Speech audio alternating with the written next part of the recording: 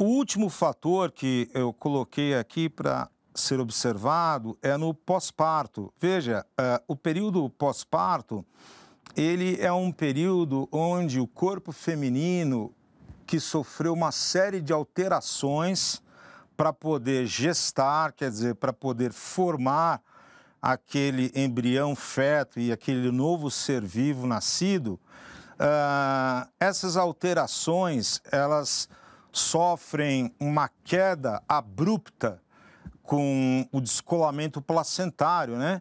E algumas pacientes com isso têm até alterações psiquiátricas em função de não existir mais aquela coparticipação de certas substâncias que estavam funcionando nos gaps ou nas sinapses cerebrais. Então, o pós-parto é uma possibilidade de levar também a uma colicistite aguda litiásica, principalmente se for um HELLP síndrome, né? Que é a doença da terceiro trimestre gestacional.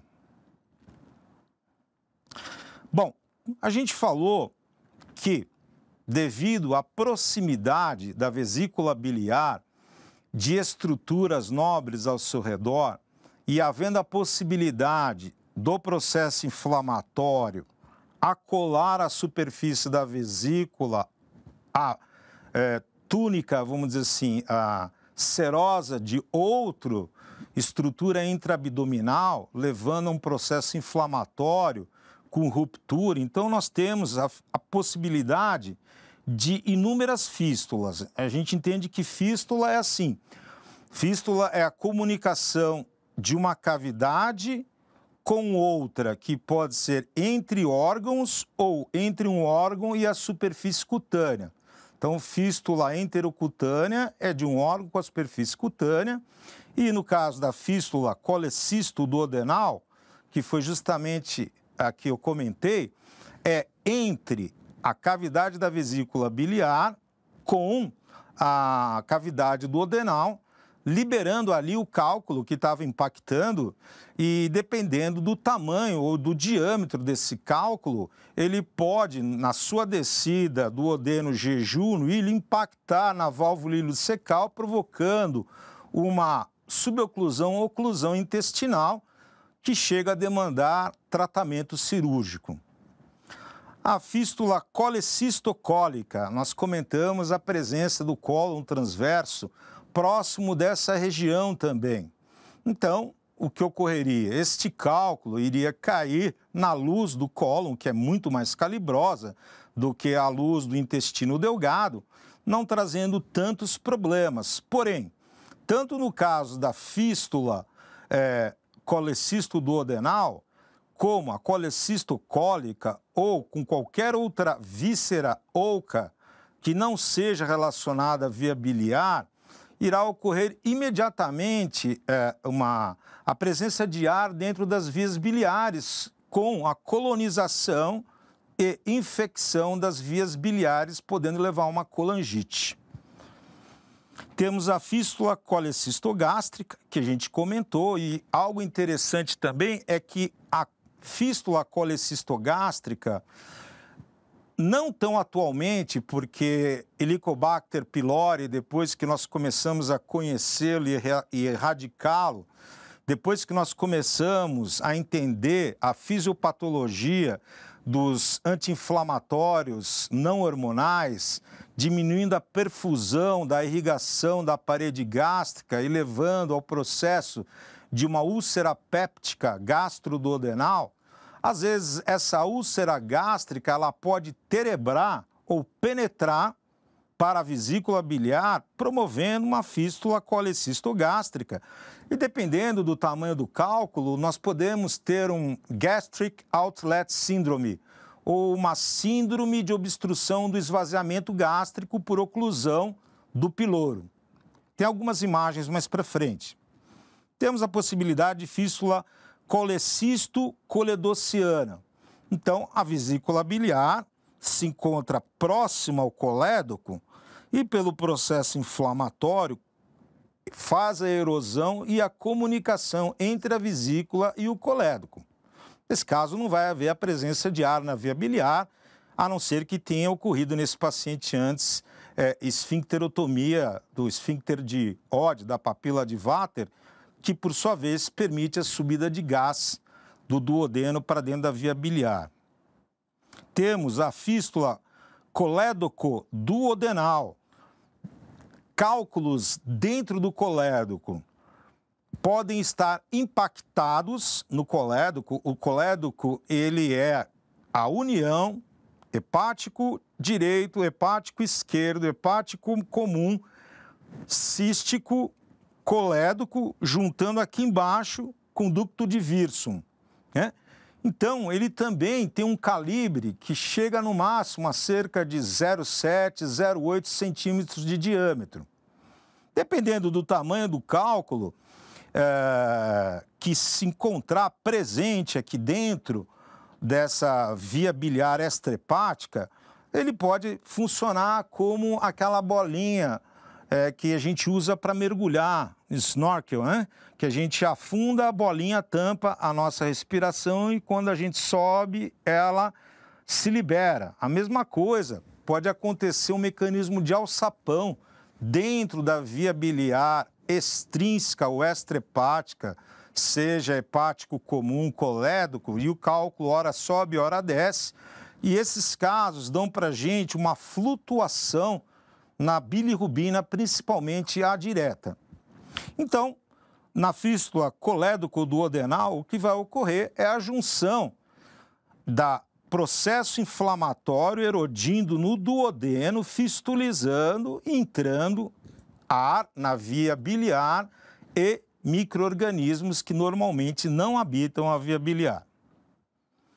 Ou, às vezes, você vai fazer uma colangiografia transparieto-hepática, porque a necessidade de se avaliar a obstrução biliar ou intrahepática ou extrahepática alta, que eu não possa ter um acesso por colangiopancreatografia endoscópica retrógrada, ou que eu precise descomprimir essa via biliar, mesmo que esteja sendo guiada por exames de imagem, eu posso perfurar o canal de um dos ductos biliares e comunicar com um ramo da veia porta ou um ramo da veia da artéria hepática e termos uma fístula mais complexa. Essa imagem é uma imagem bem interessante. A gente está vendo um raio-x de abdômen, né?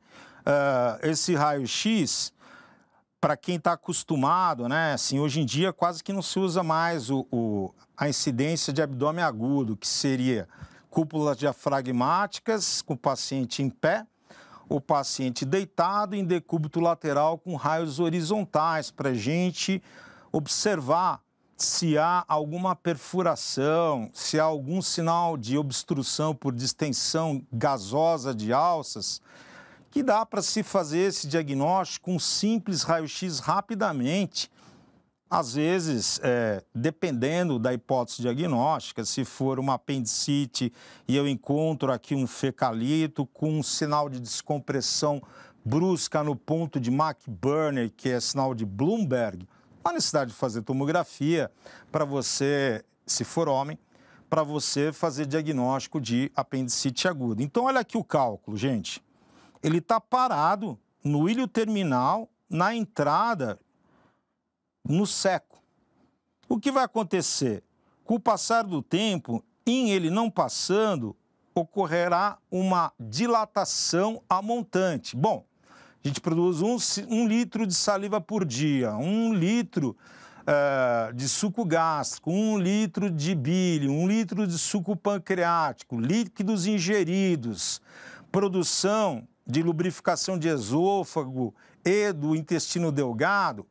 Se isto tudo para, a pressão montante aumenta e a gente acaba tendo o quadro clínico típico da obstrução intestinal. Um paciente que a princípio reclama muito de cólica, que é quando as alças têm força para contrair, que vai evoluindo para uma distensão abdominal com timpanismo à percussão, Na ausculta, a gente escuta ruídos hidroaéreos aumentados e os famosos ruídos metálicos ou de briga para contração e propulsão desse conteúdo dentro da alça.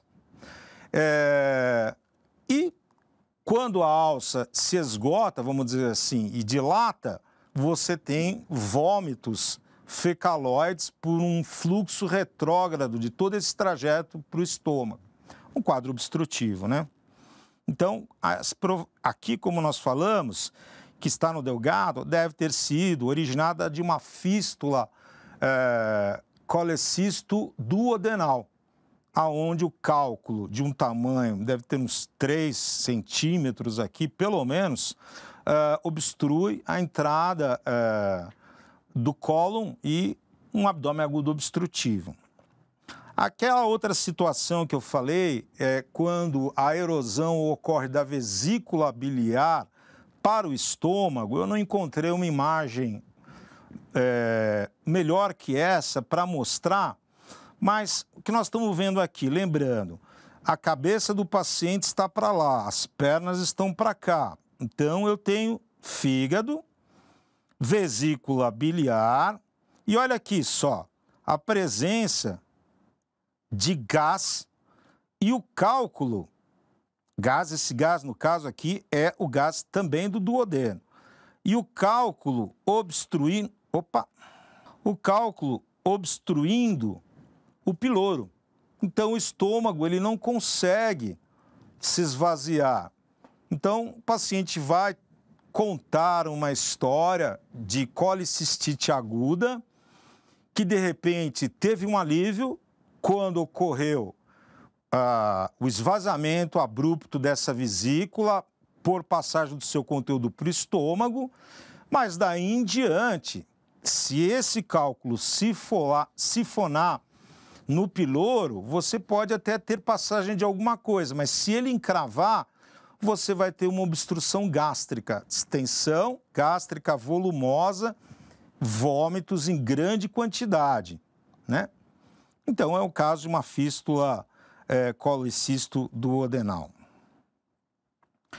Bem, outras patologias de vesícula biliar muito comuns são os pólipos.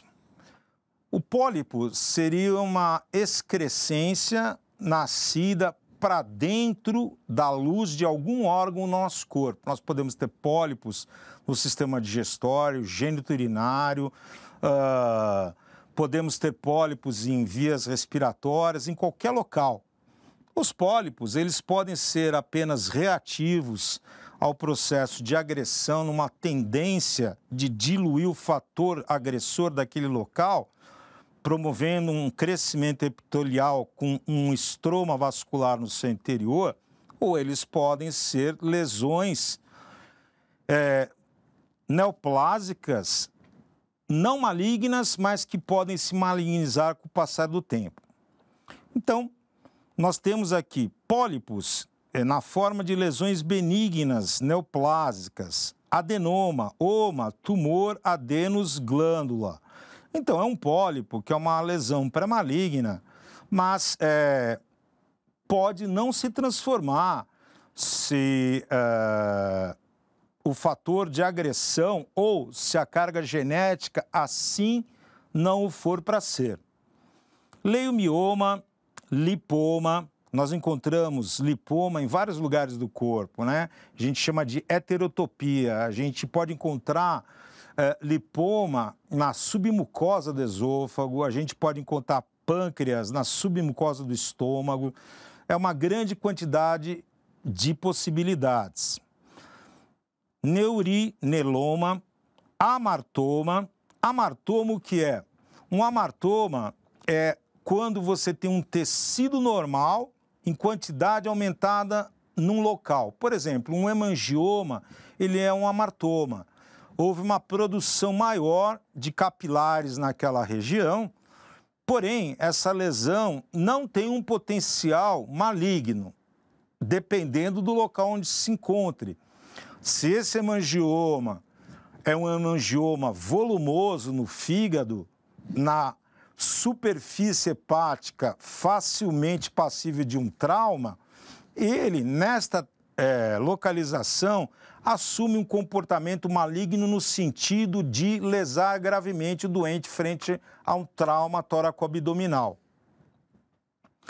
Adenomioma é quando o revestimento da mucosa da vesícula biliar, ele infiltra dentro da musculatura da vesícula biliar. Alguma coisa mais ou menos parecida com quando a placenta ela adentra a estrutura muscular lisa da parede uterina. Não neoplásicas, quer dizer, aqui não há a formação de um tecido benigno ou maligno por perda de controle da multiplicação celular ou por uma reação inflamatória. Então, nós temos colesterolose, que é o mais comum.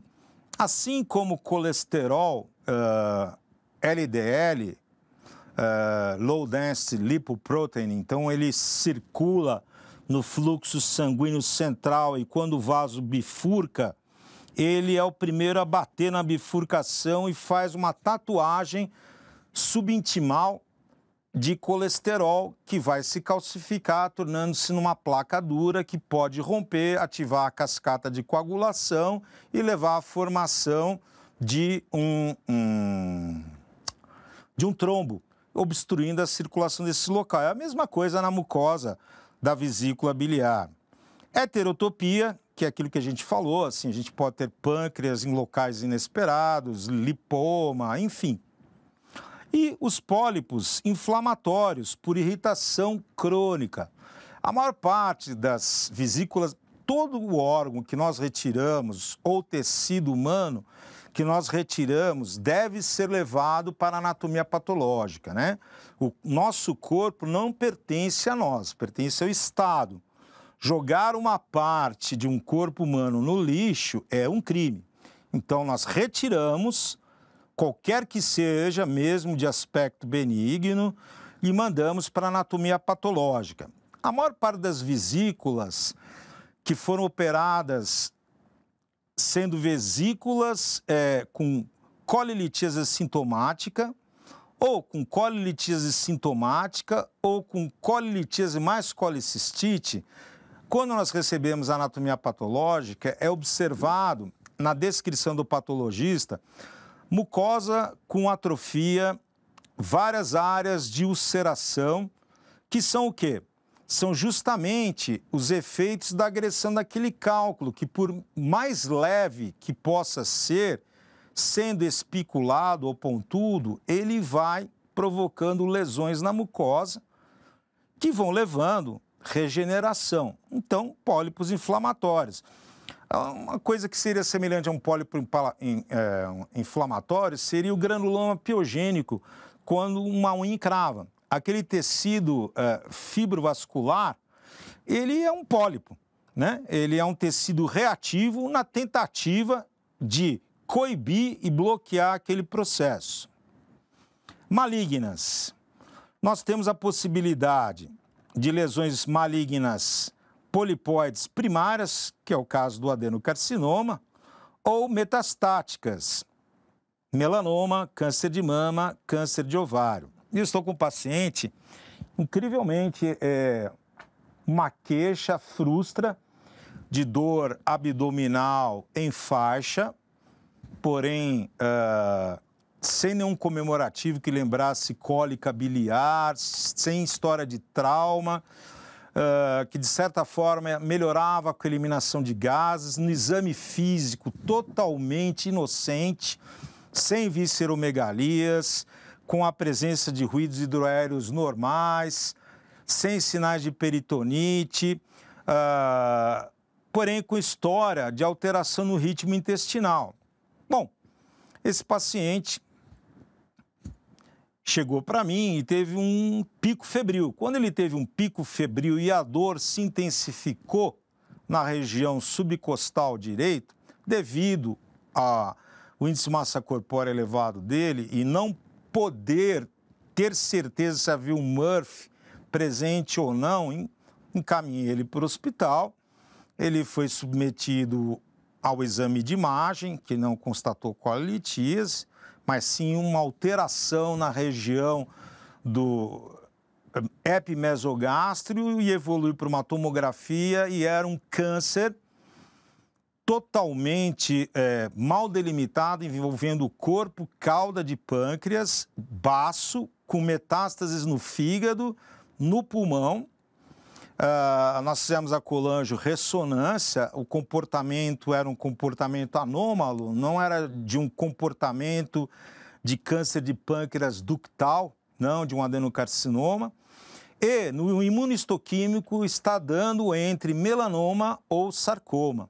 Então, a medicina, cada vez mais, ela não está seguindo aquela regra de que a doença estudou o livro. Então, a gente tem que desconfiar.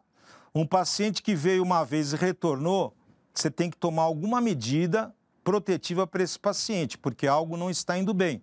No caso dele, ele está um câncer bastante evoluído, no estadio tardio. Nada é possível de ser feito do ponto de vista cirúrgico, vai ser a quimioterapia apenas para dar uma qualidade de vida. Enfim. Aqui nós estamos vendo, de novo, uma imagem ultrassonográfica, que é o que está mais à disposição da gente, não que outros exames não consigam ver, como a tomografia, se bem que tomografia, pólipos inferiores a 1 centímetro, muito difícil.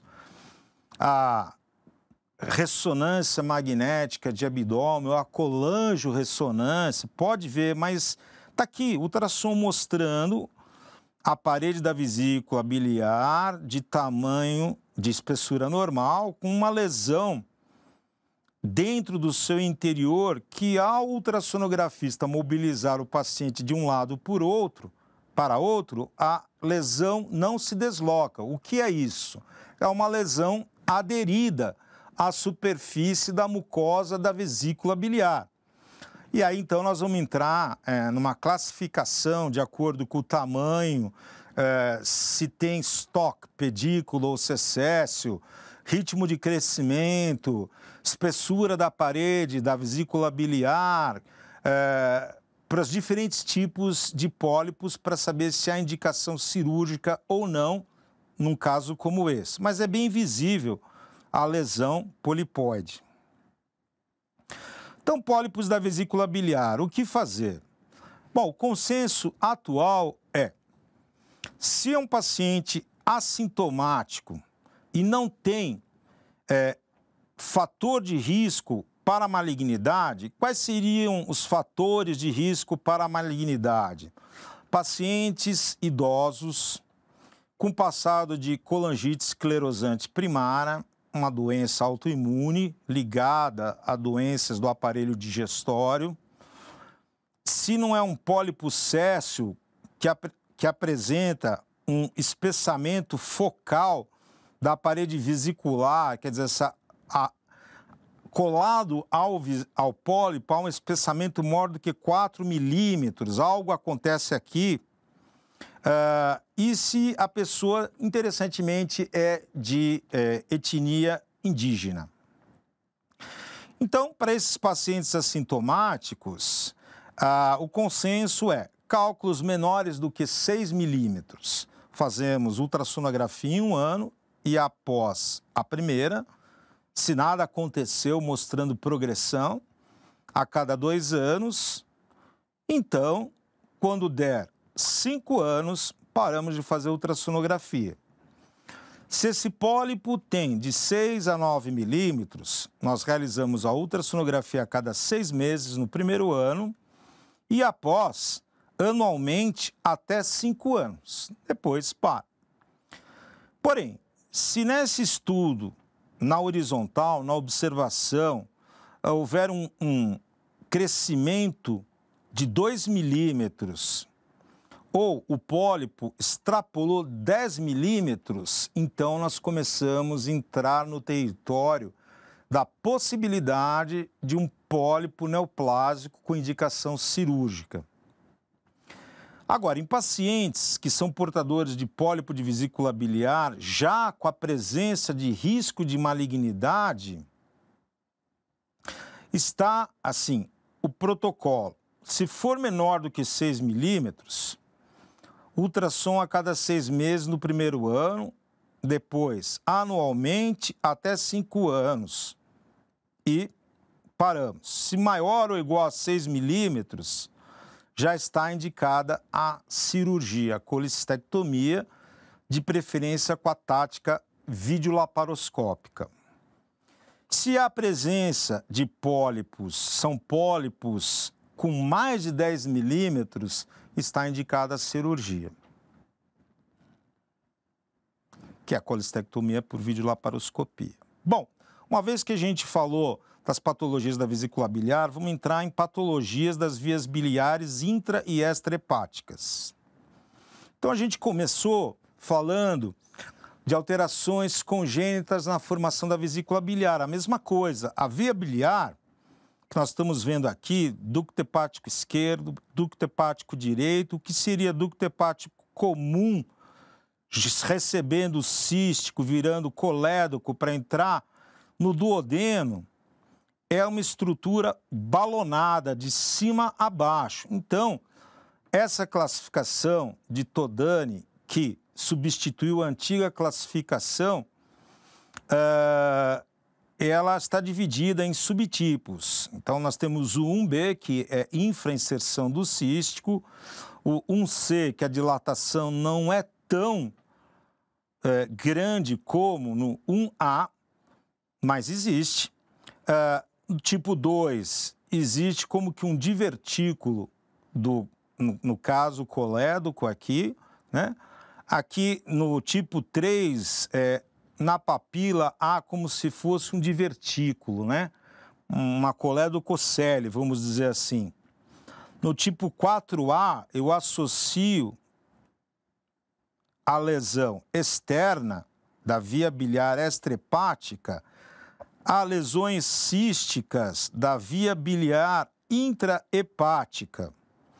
Na 4B, nós vamos ter aqui um colédoco em ampulheta, e na 5 nós temos a via biliar normal, porém com múltiplas dilatações císticas nos ductos biliares que confluem para formar o ducto hepático direito e esquerdo. Isto é conhecido como doença de Caroli. Mas qual é a importância dessas variações ou malformações? Enfim, porque há várias teorias para a fisiopatologia do aparecimento dos cistos de ductos, e a principal está relacionada a uma alteração da entrada do ducto colédoco com o ducto de Wirsum, que, dependendo do ângulo, promove uma estase da bile com dilatação da via biliar amontante. Acontece que a irrigação do colédoco hepático comum, ela ocorre como que num relógio. Se você distende, é o mesmo mecanismo. Você promove uma isquemia e uma flacidez dessa parede, podendo balonar essa parede e até perfurar. Então, as complicações relacionadas com os cistos biliares, então nós temos a cistolitíase. Bem, se eu tenho estase da bile em algum segmento da árvore intrahepática, extrahepática ou na vesícula, acontece semelhante a tríade de Virchow, onde você não pode alterar aqueles 3 princípios, sendo um deles a velocidade do fluxo sanguíneo, que você ativaria a cascata de coagulação na formação de um trombo. Então, a mesma coisa, quando a bile ela está com estase, você pode, por alteração da bioquímica, promover a formação de uma bile litogênica ou até uma irritação crônica, levando à formação de um tumor, um adenocarcinoma dessas vias biliares. Hepatolitíase. Bem, se eu tenho justamente cistos dentro do fígado, o que vai acontecer? Eu vou ter o aparecimento nesses cistos de cálculos, que são passíveis de tratamento, mas dependendo da quantidade, nós podemos até necessitar, como na doença de Caroli, de transplante hepático. Colicistite calculosa. Bem, se eu tenho uma alteração na implantação do cístico no colédoco, eu tenho uma dificuldade de drenar a bile da vesícula.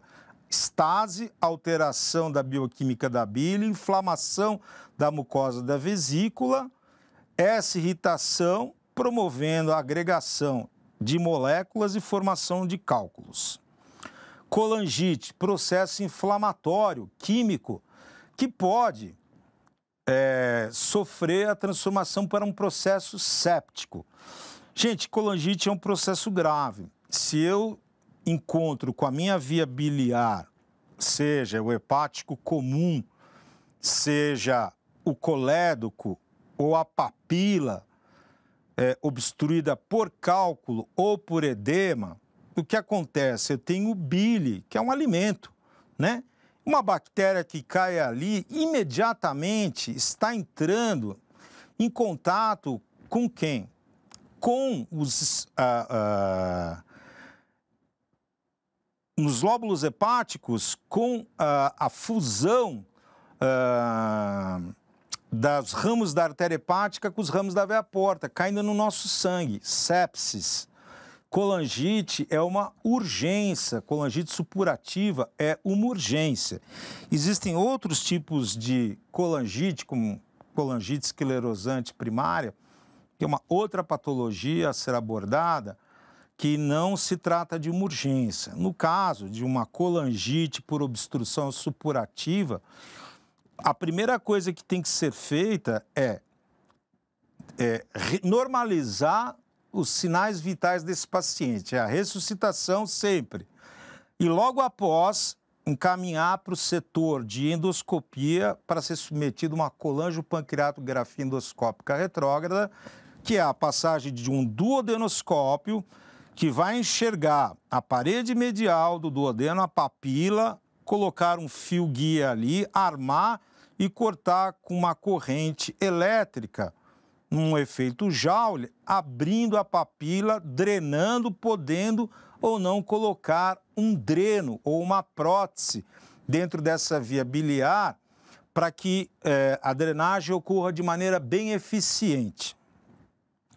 Abscesso intrahepático é a mesma coisa, né? Eu fechei aqui, a montante acumula, mas quem é que é a montante? São os canalículos biliares, extravasamentos, espaços de Disse, a comunicação porta-artéria hepática, seus ramos, bactérias, alimento, calor fechado, eu tenho um abscesso hepático. Cirrose e hipertensão portal. Bem, a agressão contínua, levando a uma estenose da via biliar extrahepática, promove a montante uma irritação crônica que vai promover uma deformação na arquitetura do lóbulo hepático por agressão, evoluindo ele num processo de reparação para fibrose e depois cirrose. E uma das complicações da cirrose, a mais temida, justamente, é a hipertensão portal devido aos processos de hemorragia digestiva alta, volumosa, que são de alta letalidade. Pancreatite, por quê? Se eu tenho um cisto deitado sobre a cabeça do pâncreas ou comprimindo a drenagem do ducto de Wirsum, eu ativo as enzimas que estão para serem liberadas na luz duodenal dentro do ducto pancreático, retrodifusão corrente sanguínea e autodigestão do nosso corpo. E a possibilidade do colangiocarcinoma, que é inúmeras agressões, mutação do DNA, metaplasia e o câncer. A gente pode dizer que existe litíase das vias biliares primária. Primária seria assim, esse cálculo que se encontra dentro da via biliar extrahepática ou intrahepática não foi originado de outro local a não ser aquele. Então, ele é autóctone daquela região. Por exemplo, na via biliar, no colédoco.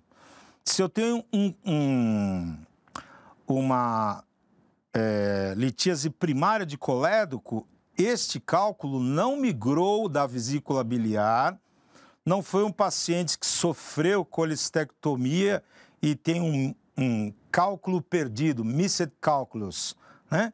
Então, o que ocorre é justamente a alteração da constituição da parede do ducto promove a formação de litíase por estenose biliar, por inflamação da papila de Vater, que também vai dificultar a drenagem do conteúdo do colédoco,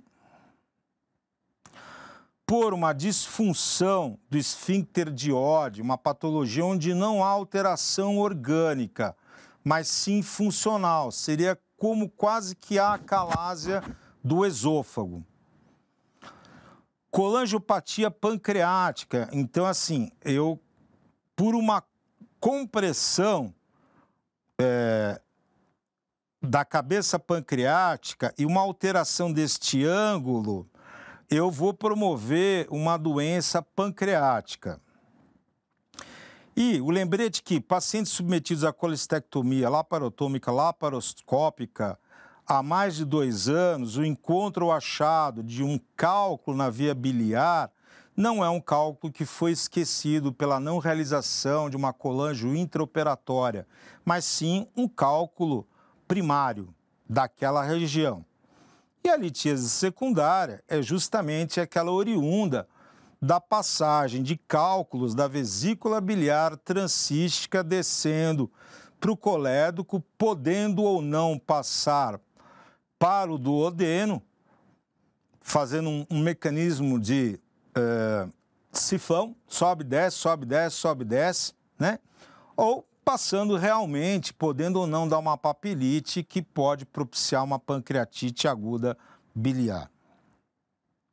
Aqui uma imagem bem bacana de uma colangiorressonância, né? Não que o ultrassom não possa ver numa pessoa com índice de massa corpórea ideal uma dilatação desse tamanho. Olha o cálculo aqui, presente, obstruindo nessa janela da ressonância a drenagem da bile. Algo passa, mas está quase que totalmente obstruído. E olha lá para cima, a dilatação amontante que está acontecendo no ducto hepático esquerdo. Bom, eu procurei colocar aqui para vocês a ideia das doenças de vesícula, vias biliares extrahepáticas, que nós encontramos com mais facilidade no dia a dia, dependendo se a gente está atendendo num ambulatório, num pronto atendimento, se a gente está atendendo no hospital primário, secundário ou terciário. Então, olhando o contexto do Revalida, onde o importante é conhecer os sintomas que o paciente vai te contar, saber examinar o paciente, saber escolher o exame direcionado para a sua hipótese diagnóstica e tudo isso coroando um diagnóstico que você irá indicar um tratamento.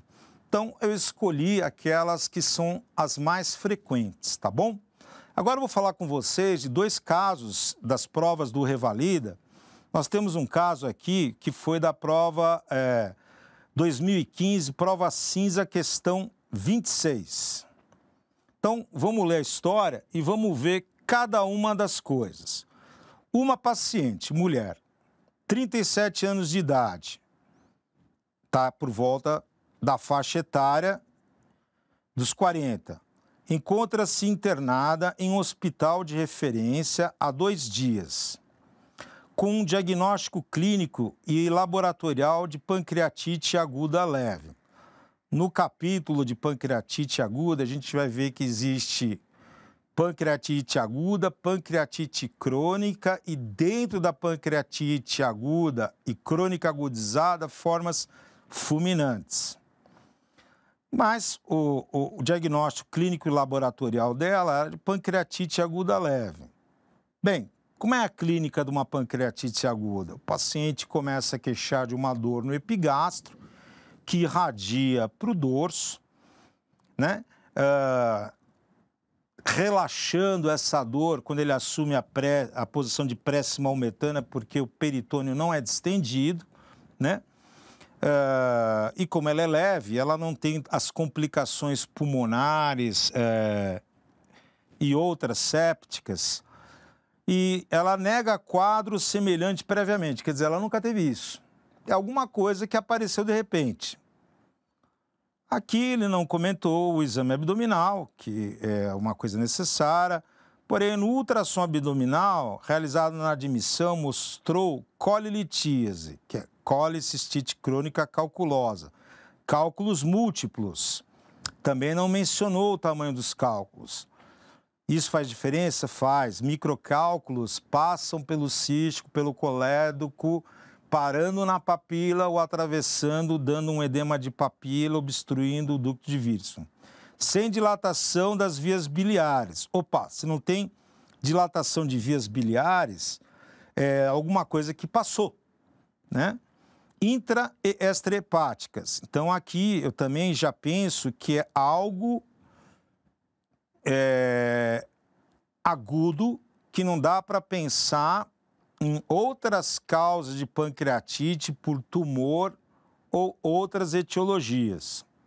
Os exames séricos realizados na admissão mostraram uma hemoglobina de 12, um hematócrito de 36, glóbulos brancos de 11.000, sendo 9% de bastonetes e 80% de segmentados. Então, temos um pequeno desvio à esquerda aqui, tá?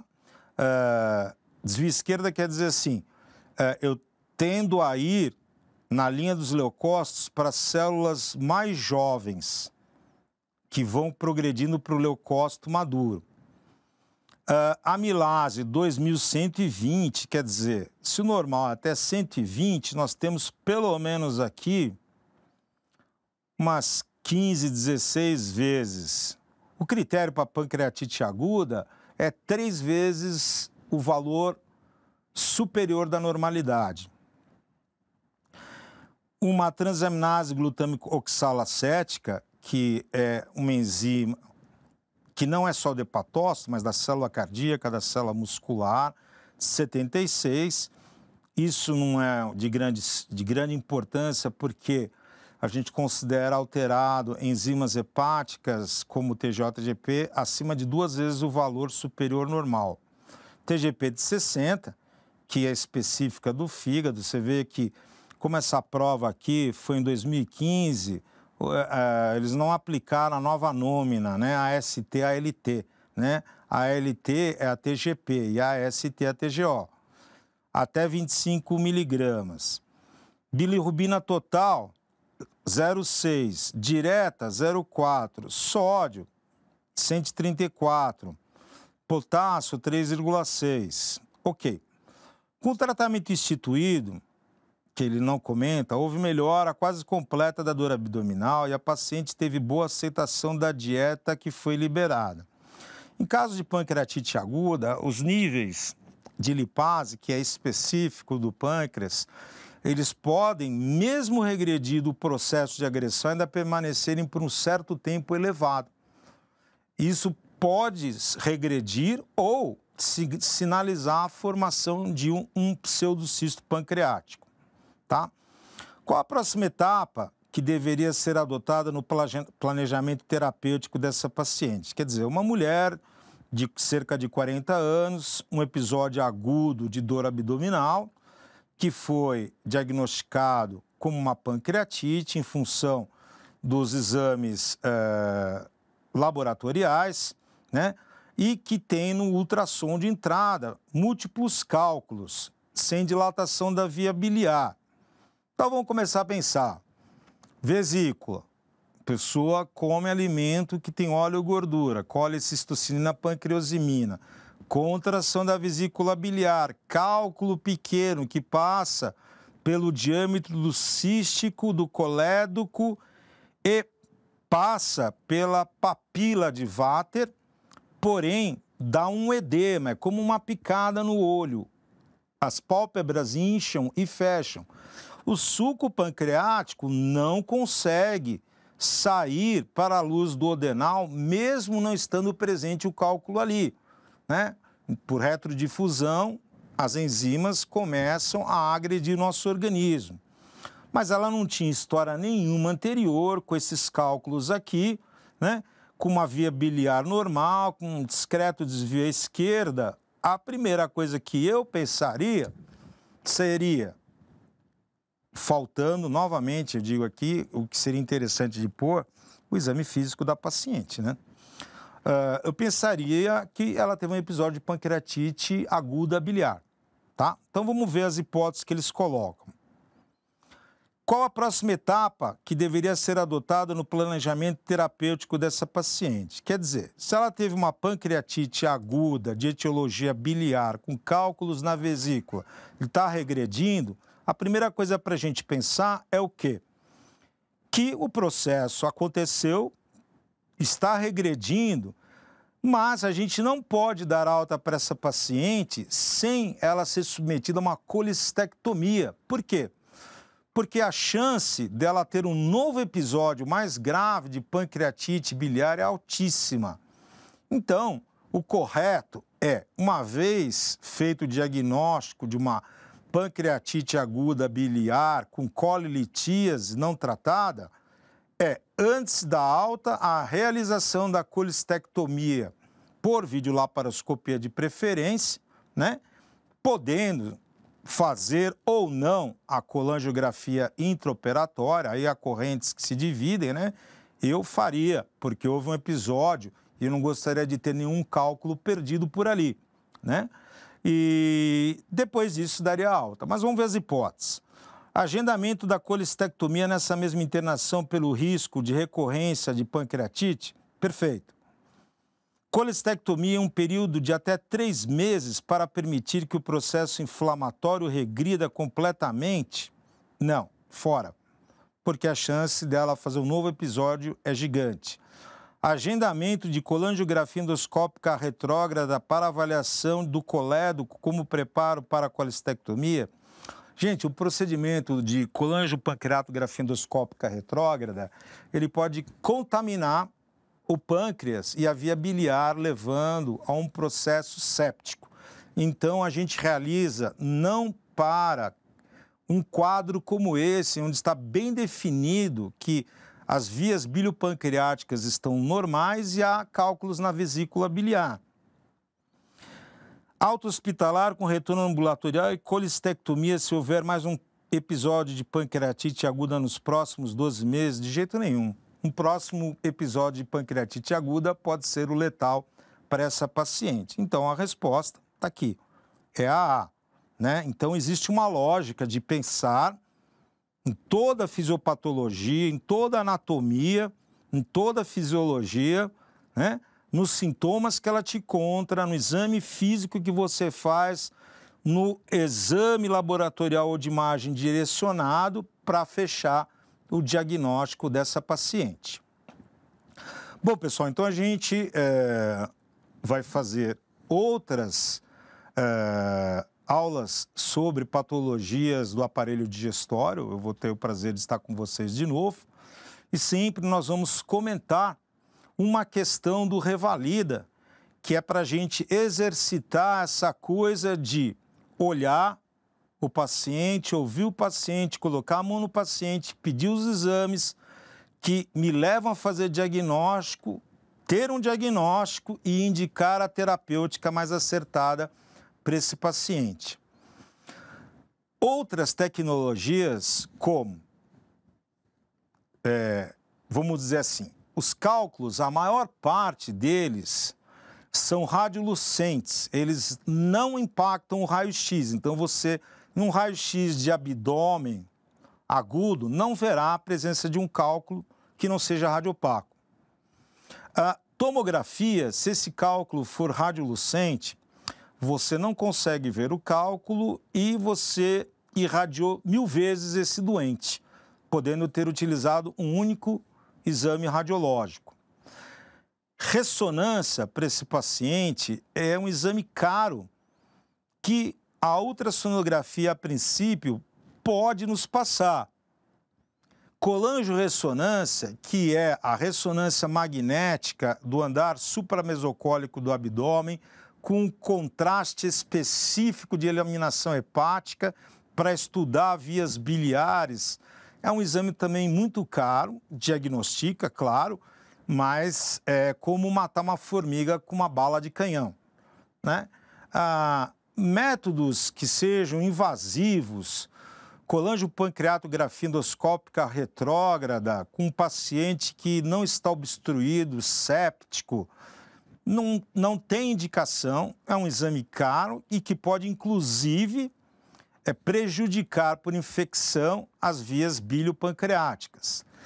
Então, a gente vai ter oportunidade de falar de muitos exames quando a gente for falar de patologias do fígado. Um que eu esqueci de comentar, às vezes esses cálculos, microcálculos de 0,3, quando a gente for estudar 0,3 centímetros, 3 milímetros, quando nós formos estudar pancreatite aguda, nós vamos ver que às vezes você vira de todos os lados o paciente, fez ultrassom, fez ressonância, fez colangiorressonância, fez todos os exames passíveis e possíveis de se pensar, menos a ultrassonografia endoscópica.